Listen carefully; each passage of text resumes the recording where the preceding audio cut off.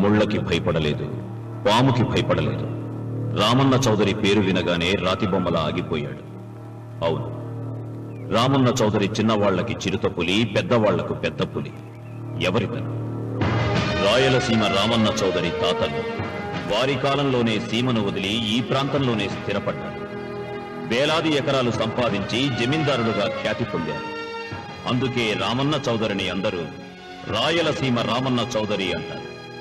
గుమ్మం దాటవలసి వస్తే నల్ల చొక్కా వేసుకుని బయలుదేరుతాడు. వీధి గుమ్మాన్ని వదిలిపెట్టి పెరటి గుమ్మం వైపు నుంచే వెళతాడు. ఎందుకో? ఈమె సీతారత్నం. రామన్న చౌదరి అడుగులో అడుగు వేసి అతను మడుగులో దిగమంటే దిగే భార్య. తండ్రి కంటి చూపుతోనే సమస్తం అర్థం చేసుకునే పెద్ద కొడుకు మురళి. ఇతను ఇంజనీరింగ్ చదువుతున్న రెండో కొడుకు రఘు. తన భుజం మీదున్న జందెం కంటే ప్రేమగా, స్నేహితంగా చౌదరిని ప్రేమించే ఒకే ఒక వ్యక్తి ఈ వెంకట శాస్త్రి. ఇంతమంది తనను ప్రేమించిన రామన్న చౌదరి మాత్రం భూమిని ప్రేమిస్తాడు. తన కండతో, తన అండతో, తన మొండితనంతో కావాలనుకున్న దాన్ని ఆక్రమిస్తాడు. కాదన్న వాళ్లను కాల రాస్తాడు. ఈ భూమి మొత్తం నాది అని ఒక మ్యాప్ వేయించుకున్నాడు. ఈ కనిపించే మ్యాప్లో 90% అతను ఇప్పటికే ఆక్రమించుకున్నాడు. ఈమె పేరు నాగసులోచన. ఈ ముసలమ్మ నాగసులోచనకు బామ్మ. వీళ్ళ 5 ఎకరాలను మాత్రం ఆక్రమించుకోకుండా వదిలిపెట్టాడు రామన్న చౌదరి. అంతేకాదు, నాగసులోచనకు అప్పుడప్పుడు డబ్బు సాయం కూడా చేస్తుంటాడు. ఇక మిగిలింది ఇదిగో ఈ సుబ్బారాయుడి 10 ఎకరాల పొలం. గుండె బలం తనకుందంటాడు. ఇతను పహిల్వాన్ పాపారావు తన 15 ఎకరాల పొలం రామన్న చౌదరికి ఇవ్వనని అడ్డం తిరిగాడు. ఈ సాంబశివరావు తనకున్న 30 ఎకరాల పొలం ఇవ్వనన్నాడు. ఏ పనైనా తెలివితో చెయ్యాలంటాడు ఇతను.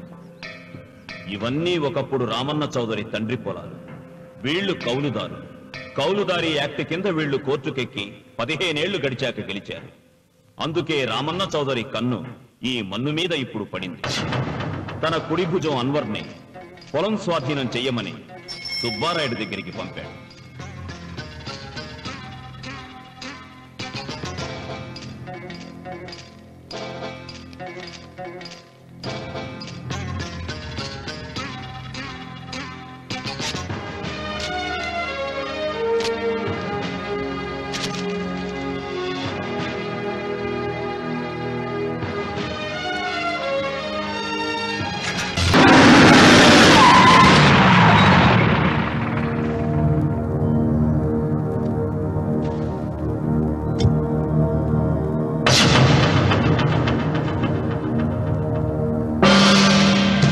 సుబ్బారాయుడు, రామన్న చౌదరి గారు వచ్చారు.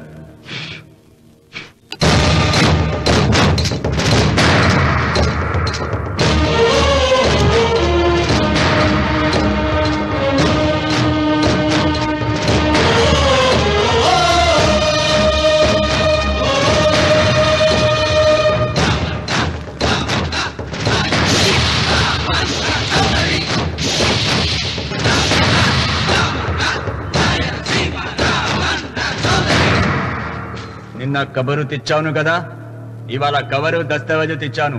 వచ్చి సంతకం పెట్టు.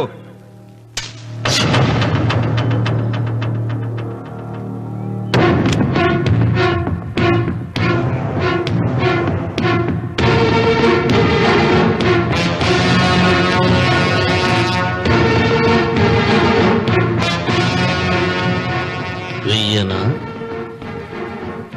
తిప్పను? సుబ్బారాయుడు, కొండ చిల్వ నోటులు కంఠం పెడుతున్నావు, చేస్తావు. ఆకు తిప్పక ముందే సంతకం పెట్టాయి. అయినా ఆకు తిప్పతే ఏమవుతుంది నీకు తెలుసు కదా. అంత చావదొచ్చినోడేం కాదులే.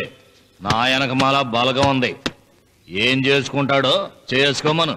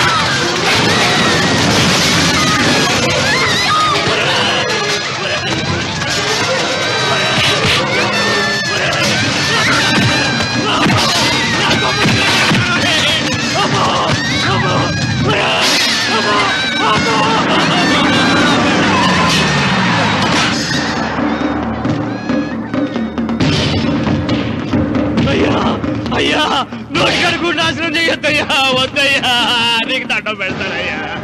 నీకు చేతులున్నది మాకు దండం పెట్టడానికే కాదురా, దస్తావేజుల మీద సంతకం పెట్టడానికి కూడా. పెడతానయ్యా, 2 రోజులు గడిపియండి. నిన్న జరిగింది మర్చిపోను, నేడు జరగాల్సింది వాయిదా వేయను. రేపు జరగబోయే దాని గురించి ఆలోచించను. ఈ రామన్న పాదం తాకగానే ఈ భూమి నా సొంతం. సత్కపెట్టు.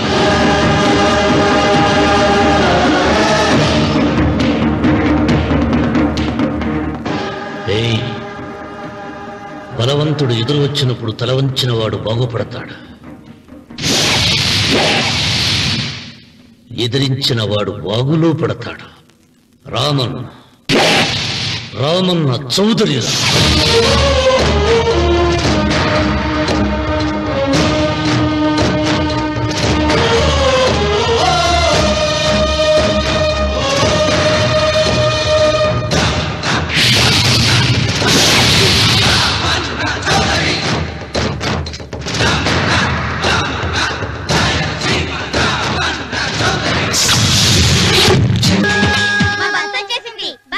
బస్ ఎక్కకుండా ఎలాగమ్మా తప్పిపోయారు? టీచర్, గ్రామం చూడడానికి వచ్చాం. ఇక్కడున్న అందాల్ని మాత్రమే కాదు, ఒక మంచి మనిషిని కూడా చూసాం. అడిగో అతనే. అంకుల్ బాయ్, మీరు మా శ్రీనిత్యానికి తప్పకుండా రావాలి. వచ్చేసా.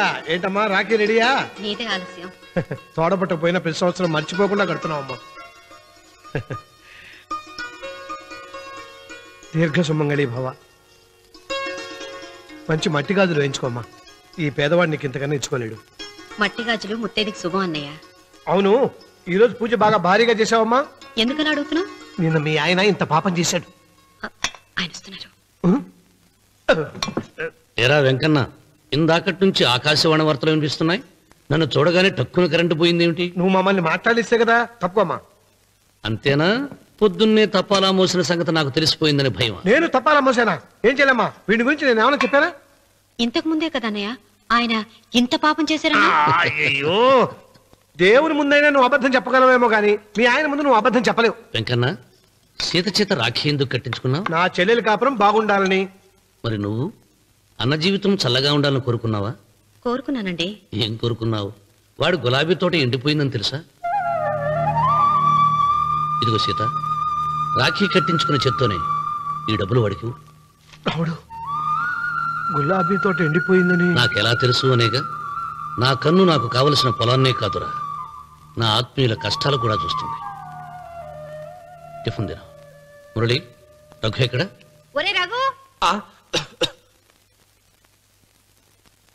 ఒరే ఇంతసేపు ఎక్కడికి వెళ్ళావురా?